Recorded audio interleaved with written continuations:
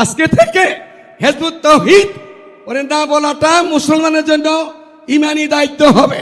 Hizb ut শয়তান শয়তান যত পৃথিবীতে আসছিল বড় শয়তানের চালাচমণ্ড সমস্ত শয়তানের ঠাকুর হইল এই বাইজিদের জামাই সেলিম। বৃহত্তর নোয়াখালীর উলামায়ে কেরামের দেশ, মুফতি মুহাদ্দিসের দেশ, পীর দরবেশের দেশ, ভালো মানুষের দেশ। এই দেশের মধ্যে আজকে নোয়াখালীর জমিনে আমি 1964, 65, 66, 65 থেকে নিয়ে 1970 পর্যন্ত ওলামাদের লেখাপড়া করছিলাম। তখন আমি দেখছি মুসলমান মেয়েরা না, হিন্দু মেয়েরাও রাত্রে চলাচল করতো, সামনে একটা ছাতি মাথায় দিয়ে আসত। সেই নোয়াখালী মধ্যে আজকে বিষয় একটা না, এক কথাতে ইসলামের নামে কিছুই নাই, এটা দাবি করছে বদমাশ হিজবুত শয়তান। আজকে থেকে হিজবুত তাওহীদ ওরে না বলাটা মুসলমানের জন্য ইমানি দায়িত্ব হবে। হিজবুত শয়তান শয়তান যত পৃথিবীতে আসছিল বড় শয়তানের চালাচমণ্ড সমস্ত শয়তানের ঠাকুর হইল এই বাইজিদের জামাই সেলিম। আমি বলবো সরকার বাহাদুরকে, আমরা আসবার সময় দেখলাম ওর বাড়িতে পুলিশ পাহারা। এই পাহারাটা কেন দিলেন?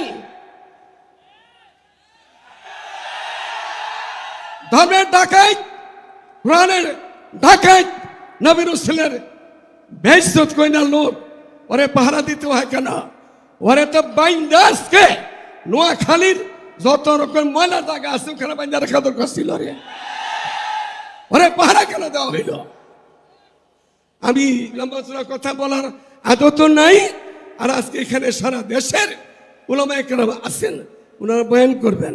যারা বুঝায় বলতে পারেন, বহু উলামায়ে কেরাম এখানে আছেন, নওজওয়ানেরা, ওনারা এই বিষয়ের উপরে মালুমাত আছে, ওনারা বলবেন।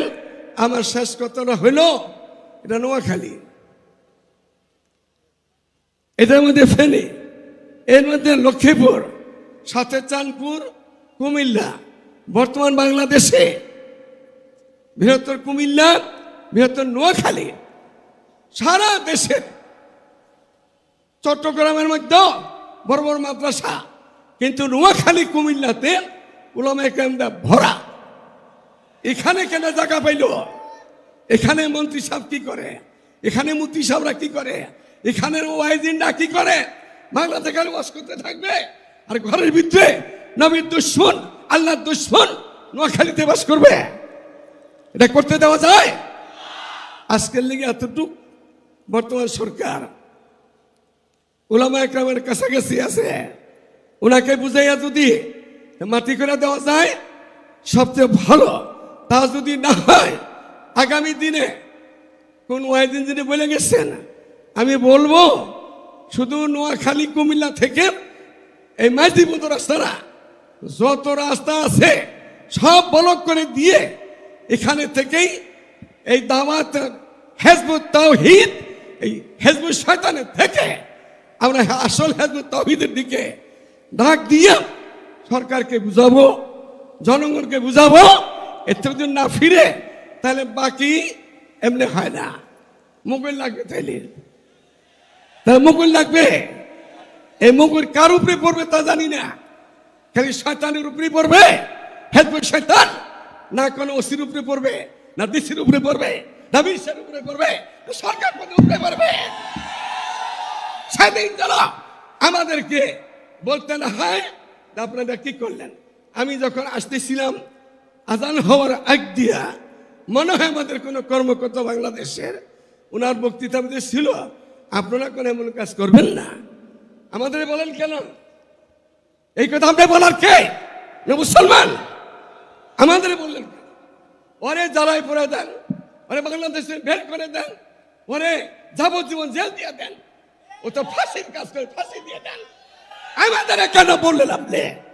আপনার সরকারের পক্ষ থেকে এসে থাকেন এমপি বা মন্ত্রী, তা আপনি জানেন না? আপনি মুসলমানের বাচ্চা, মুসলমান আপনি আপনি আমাদের কেন বললেন এমন কাজ করবেন না যে কাজে নাকি অশান্তি তৈরি হয়?